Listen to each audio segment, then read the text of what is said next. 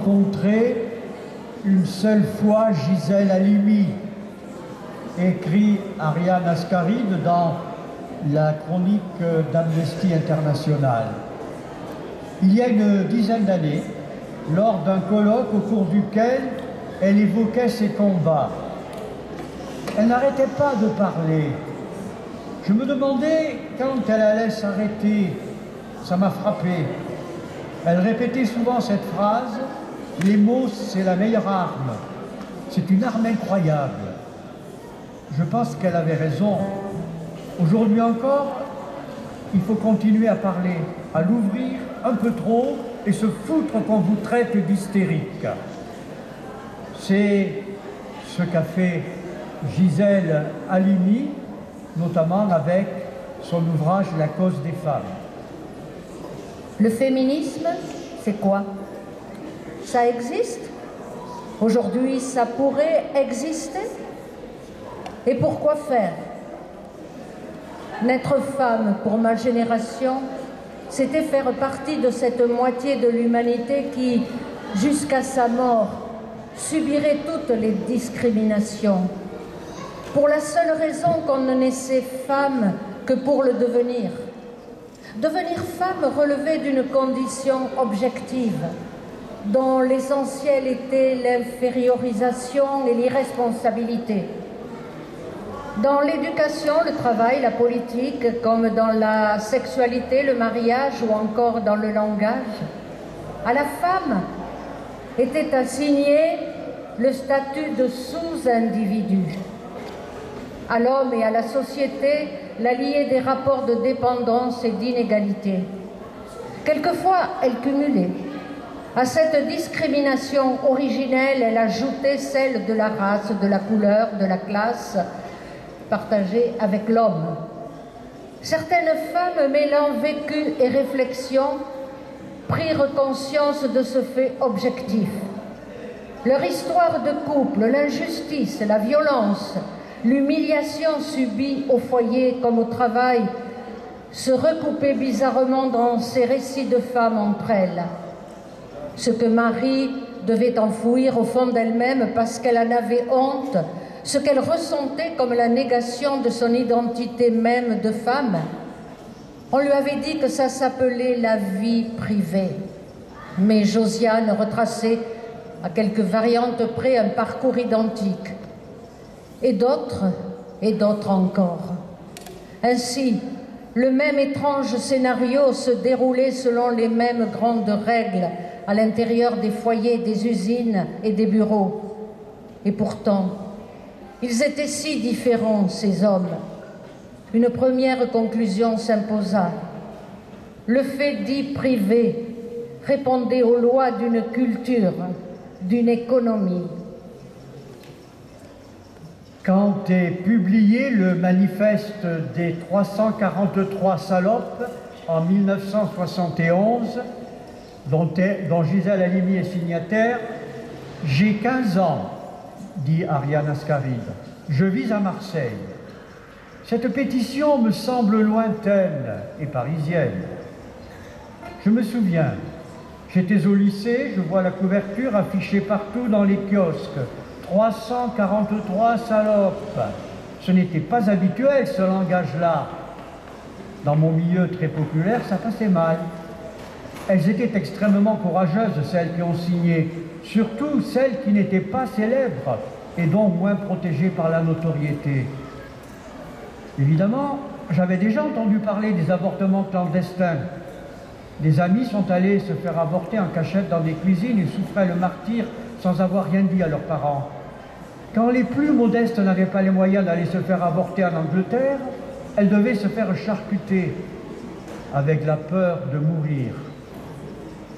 J'avais une mère assez moderne, une petite bonne femme, qui n'avait pas pu aller à l'école comme elle l'aurait voulu. Elle était très intelligente, mais a dû s'arrêter au brevet. Quand elle a lu le manifeste, elle a dit « ça, c'est bien ». Ma mère disait toujours « on aurait pu être beaucoup plus », sous-entendant qu'elle avait eu recours clandestinement à l'avortement. Comme ce fut aussi le cas d'Annie Ernaux qui le raconte dans l'événement. Un après-midi, je suis partie de la cité avec l'intention de découvrir un médecin qui accepterait de m'avorter. Cet être-là devait bien exister quelque part. Rouen était devenue une forêt de pierres grises. Je scrutais les plaques dorées, me demandant qui je trouverais derrière. Je ne me décidais pas à sonner. J'attendais un signe. Je me suis dirigée vers le quartier de Martinville, m'imaginant que dans ce quartier pauvre, un peu zone, les médecins devaient être plus compréhensifs. Il faisait un soleil pâle de novembre. J'avançais avec dans la tête le refrain d'une chanson qu'on entendait sans arrêt.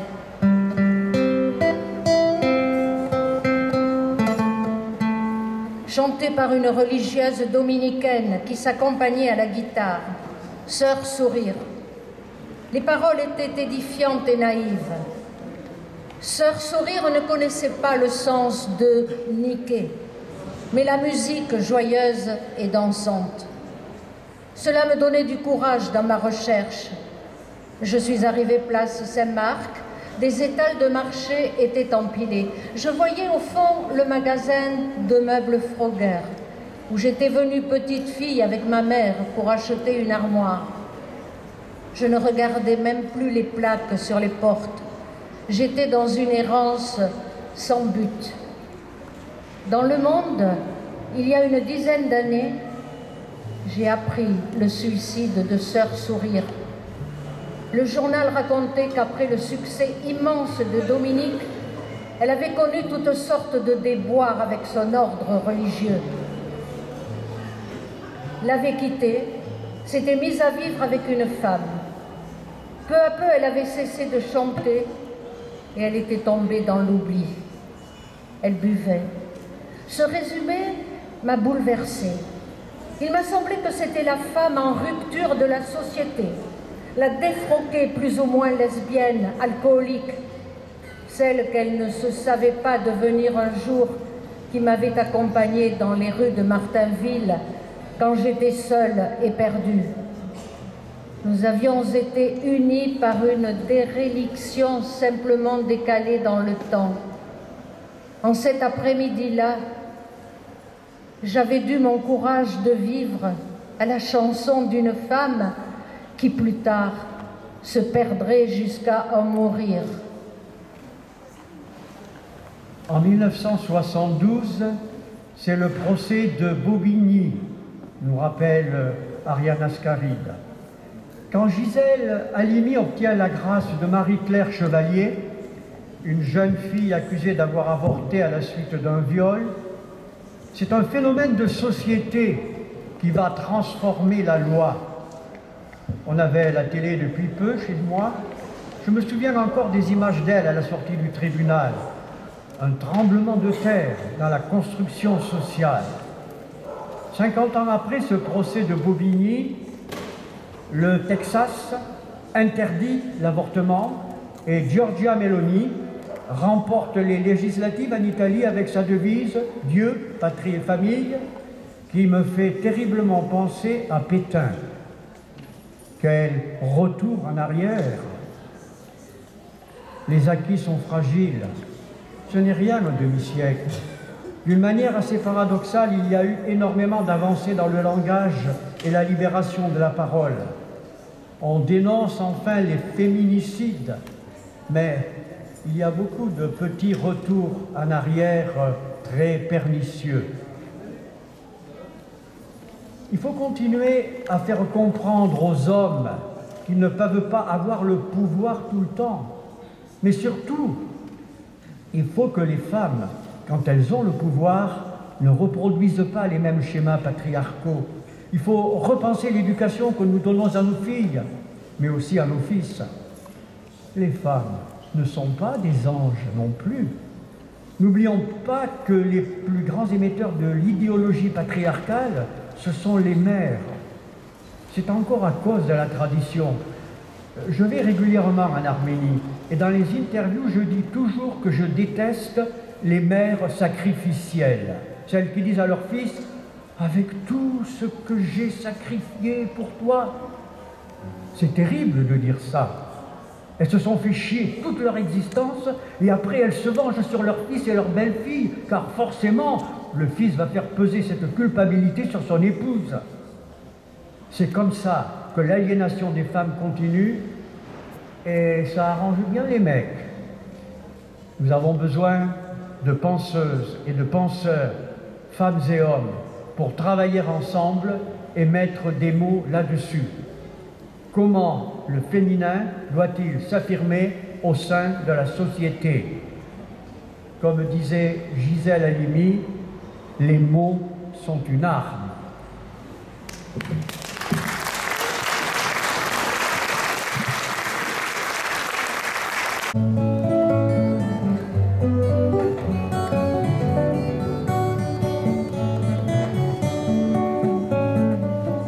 On la trouvait plutôt jolie, Lili. Elle arrivait des Somalies, Lili. Dans un bateau plein d'émigrés, qui venaient tous de leur plein gré vider les poubelles à Paris. Elle croyait qu'on était égaux, Lili. Au pays Voltaire et Hugo, Lili. Mais pour Debussy, en revanche, il faut de noir pour une blanche, ça fait un sacré distinguo. Elle aimait tant la liberté, Lili. Elle rêvait de fraternité, Lili. Un hôtelier rue Secrétan lui a précisé en arrivant qu'on ne recevait que des blancs. Elle a des charges et des cajots, Lili. Elle s'est tapée les sales boulots, Lili. Elle crie pour vendre des choux-fleurs. Dans la rue, ses frères de couleur l'accompagnent au marteau-piqueur. Et quand on l'appelait Blanche-Neige, Lili, elle dans l'eau piège, Lili. Elle amusant, même s'il fallait serrer les dents, ils auraient été trop contents.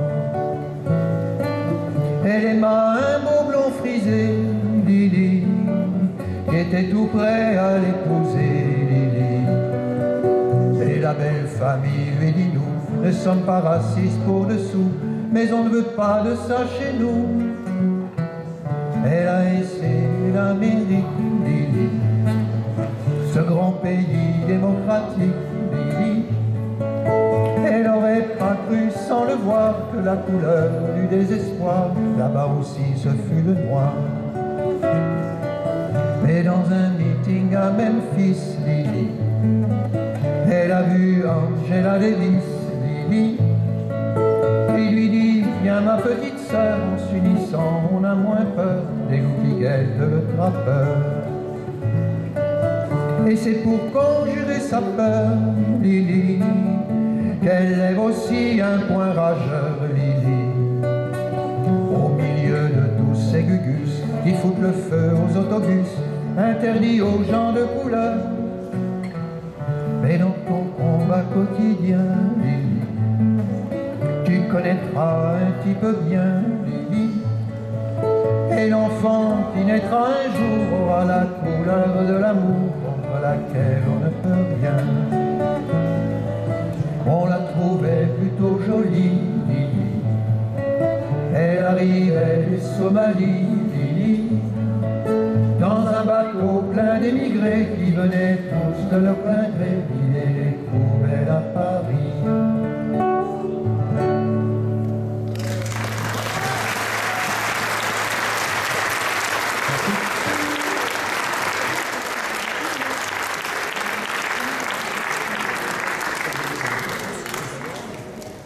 Merci.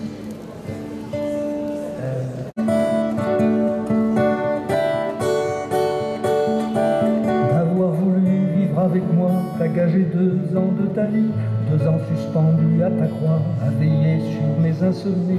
Pourtant toi tu as tout donné, et tout le meilleur de toi-même, à moi qui ai tout su garder, toujours replié sur moi-même. Mon pauvre amour, sois plus heureuse maintenant, mon pauvre amour, je t'en remets au vent.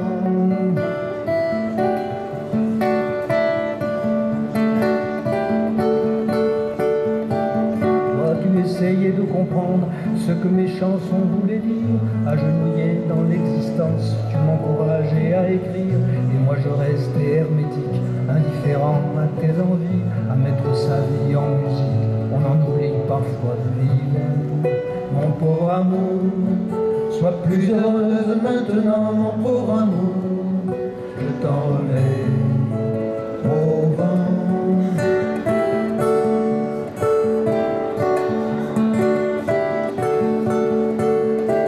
Tout est de ma faute en ce jour et je reconnais mes erreurs.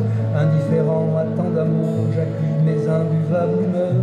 Mais toi ne te retourne pas, va droit sur ton nouveau chemin. Je n'ai jamais aimé que moi et je reste sans lendemain. Mon pauvre amour, sois plus heureuse maintenant, mon pauvre amour. Je t'en remets au vent, mon pauvre amour. Sois plus heureuse maintenant, mon pauvre amour. Je t'en remets au vent.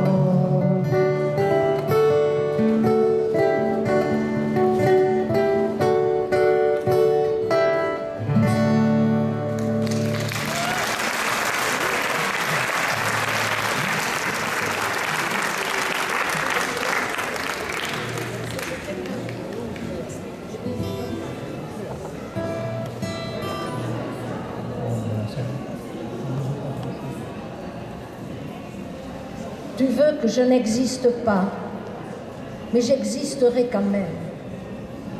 Je ne quitterai pas le pays tant que le combat durera. Je résisterai, je ne l'abandonnerai pas. Je porte en moi une plaine de mots, de poèmes. Mon être respire l'air du pays. Tu ne me chasseras pas facilement. Je suis en vie. Ma voix est ardeur et révolte. Je n'évite ni la pierre ni le roc. Tu ne pourras harnacher mon torrent. Pourquoi voiler ma chevelure? Pourquoi me travestir pour te combattre? Je suis femme et jamais ne prendrai par ruse la voie de l'effacement. Que tu protestes ou que tu cries, j'ai dit ce que j'avais à dire.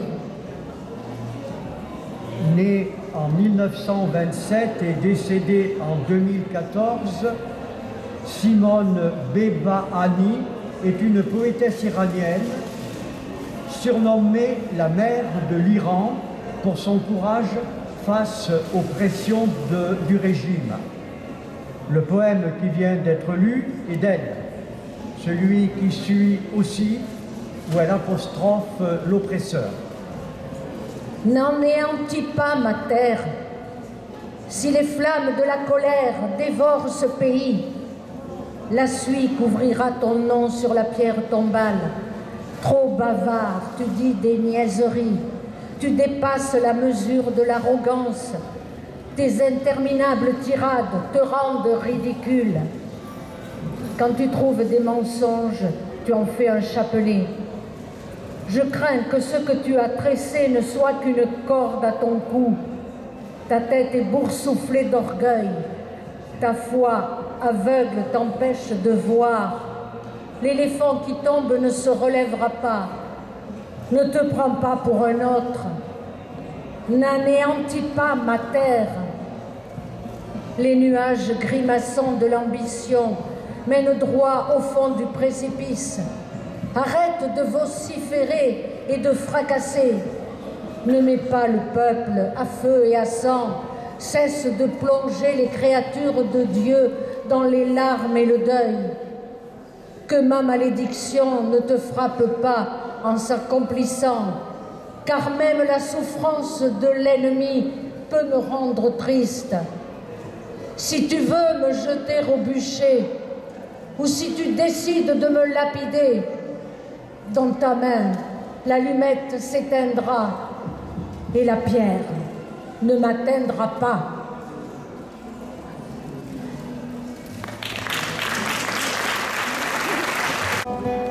Dis-moi, Céline, les années ont passé. Pourquoi n'as-tu jamais pensé à te marier? Ouais, on vous entend. De toutes mes sœurs qui vivaient ici, tu es la seule sans mari. Non, non, non, ne rougis pas, non, ne rougis pas. Tu as toujours de beaux yeux. Plus fort. Ne rougis pas, non, ne rougis pas. Tu aurais pu rendre un homme heureux. Dis-moi, Céline, toi qui es notre aînée, toi qui fus notre mère, toi qui l'as remplacée, n'as-tu vécu pour nous autrefois que sans jamais penser à toi? Non, non, non, ne rougis pas, non, ne rougis pas. Tu as toujours de beaux yeux. Ne rougis pas, non, ne rougis pas. Tu aurais pu rendre un homme heureux. Dis-moi, Céline, toi qui m'as revu, ce gentil fiancé qu'on n'a jamais revu, est-ce pour ne pas nous abandonner que tu l'as laissé s'en aller? Non, non, non, ne rougis pas, non, ne rougis pas. Tu as toujours de beaux yeux. Ne rougis pas, non, ne rougis pas. Tu aurais pu rendre un homme heureux. Dis-moi, Céline, ta vie n'est pas perdue. Nous sommes les enfants que tu n'as jamais eus. Il y a longtemps que je le savais et je ne l'oublierai jamais. Non, non, non, ne rougis pas, non, ne pleure pas. Tu as toujours des beaux yeux d'autrefois. Ne pleure pas, non, ne pleure pas. Nous resterons toujours près de toi. Nous resterons toujours près de toi.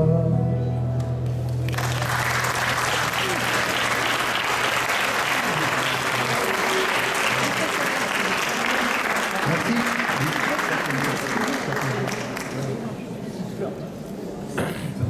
Bonjour à tous.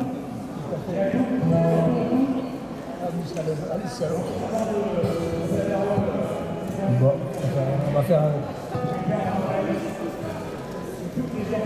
Et compte tenu de ce qui se passe à côté, il y a raison de plus pour chanter fort avec nous. Maintenant, on peut chanter l'international si vous voulez. Hein, c'est pas... Allez, vous y ouais. C'est prêt, Didier ?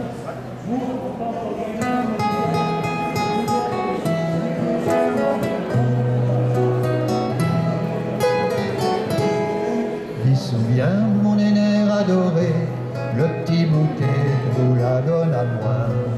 Là longtemps que vous les fanez, s'il y souvient comme ça de moi. Souviens mon aîné adoré, le petit bouquet vous la donne à moi. Là longtemps que vous les fanez, s'il y souvient comme ça les loin.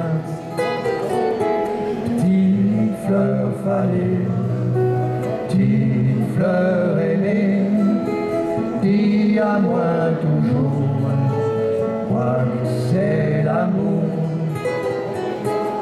J'ai marché dans la forêt, il faisait bon, il faisait frais. Dans l'herbe navet la rosée, dans le ciel les oiseaux y chantaient. Depuis ça, le temps l'a passé, il ne reste plus qu'un doux souvenir. Quand m'y pense, mon cœur l'est brisé, tout ici-bas comme ça il doit finir. Petite fleur fanée, petite fleur aimée, dis à moi toujours, quoi que c'est l'amour. Petite fleur fanée, petite fleur aimée, dis à moi toujours, quoi que c'est l'amour.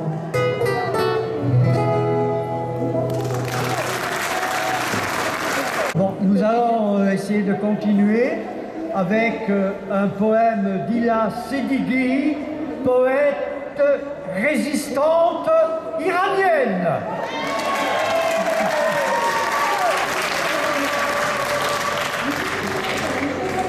Ils interdisent au peuple de marcher dans la ville, volent sauvagement le vote, le souffle, le droit.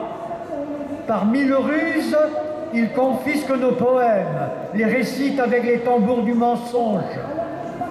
De leurs mains comme des haches, ils fendent la poitrine du jardin. Les oiseaux de l'espoir s'enfuient de chaque branche, emportent toute la richesse de cette terre maudite, de cette terre ancienne, où partout règne la douleur. Il ne reste plus que les ruines de sa grandeur passée, qu'un jardin rempli de parasites. Nous parlons de la patrie et ils n'entendent pas le chant de liberté sourde des potences.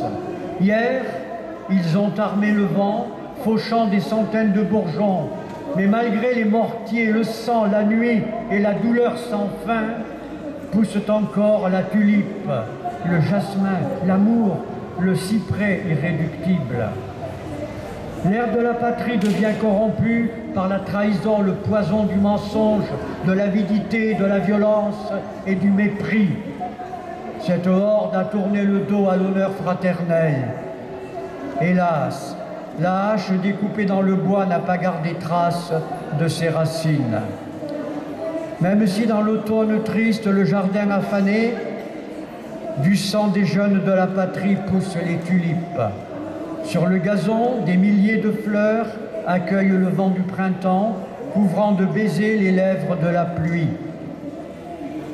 Comme la neige fond sur la terre, l'injustice et la cruauté disparaîtront.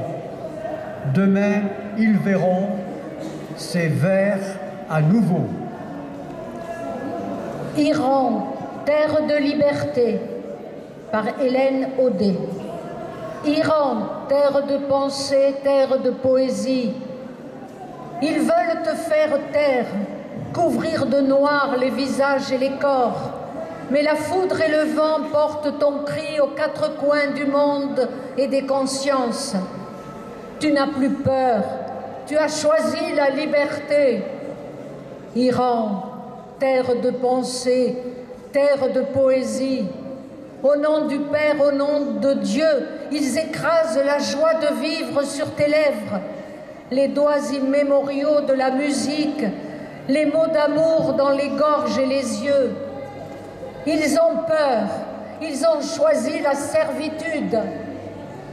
Iran, terre de pensée, terre de poésie, jamais ils ne pourront tarir ton chant.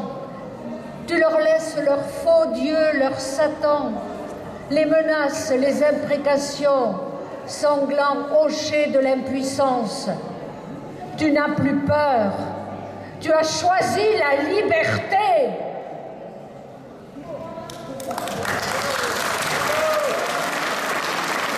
Encore une chanson de Pierre Perret, mon petit loup.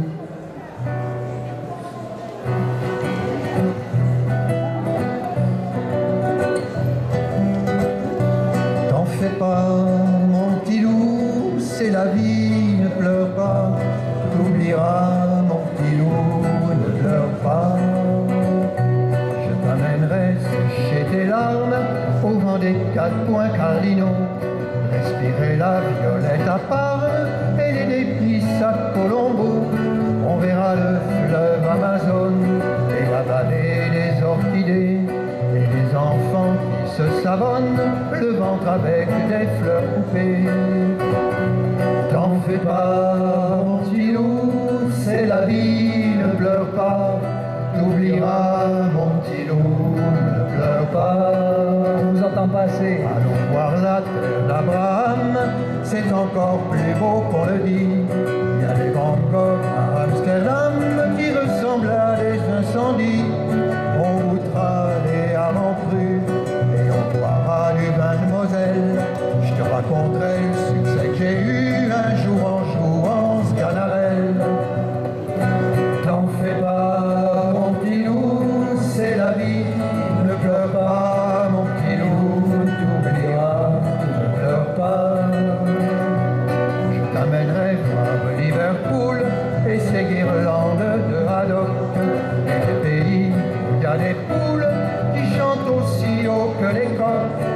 les livres les plus beaux, Colette et de Marcel Aimé, ceux de Rabelais, Léopold, je suis sûr que tu vas les aimer. T'en fais pas, mon petit loup, c'est la vie, ne pleure pas, t'oublieras, mon petit loup, ne pleure pas. Je t'apprendrai à la Jamaïque, la pêche nuit au Lamparo, et je t'emmènerai faire un pique-nique en haut du Kilimanjaro, et tu grimperas sur mon dos pour voir le plafond de la Sixtine. On sera fasciné au Prado par les Goya ou les Ménines. T'en fais pas, mon petit loup, c'est la vie, ne pleure pas, t'oublieras, mon petit loup, ne pleure pas. Connais-tu en quadriphonie le dernier tube de Mahler et les planteurs de Virginie qui ne savent pas qu'il y a un hiver? On en a des choses à voir jusqu'à la Louisiane en fête, où il y a des types qui ont tous les soirs du désespoir plein la trompette. T'en fais pas, mon petit loup, c'est la vie, ne pleure pas, oublie les petits cons qui t'ont fait ça. T'en fais pas, mon petit loup, c'est la vie, ne pleure pas, je t'en supplie, mon petit loup, ne pleure pas.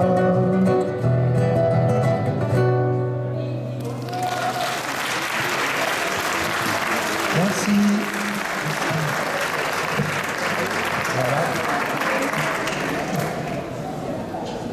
Une jeune femme de Kaboul a dansé sur sa terrasse, cheveux au vent, sur une chanson en hommage à Masha Amini, la jeune iranienne morte dans un commissariat pour un voile mal ajusté. Une vidéo de cette danse a d'ailleurs été publiée, accompagnée de ce poème. Danse, danse, jeune femme de Kaboul, danse sur la terrasse à Kaboul. Danse pour Masha, ta sœur iranienne, morte sous les coups, pour une mèche de cheveux échappée du voile. Danse, cheveux au vent. Danse, visage découvert, révélant ta beauté. Danse sur un champ de libération. Danse avec tes pieds, avec ton cœur, avec ton âme. Danse avec tes pieds, avec ton cœur, avec ton âme. Danse pour Masha. Danse pour ton pays. Danse pour toutes les femmes du monde que ton courage éblouit. Danse, ma sœur, puis va te cacher dans la cave la plus sombre pour échapper à la méchanceté obscène de tous ces hommes qui ont oublié qu'ils sont nés d'une femme, que leurs enfants naîtront d'une femme, que sans nous, ils ne sont que sarments secs dans le champ de la vie. Danse, danse, belle jeune femme de Kaboul, danse pour Masha. Danse pour nous toutes, si petites devant toi. Danse pour la vie, car tu es la vie. Danse pour la vie, car tu es la vie.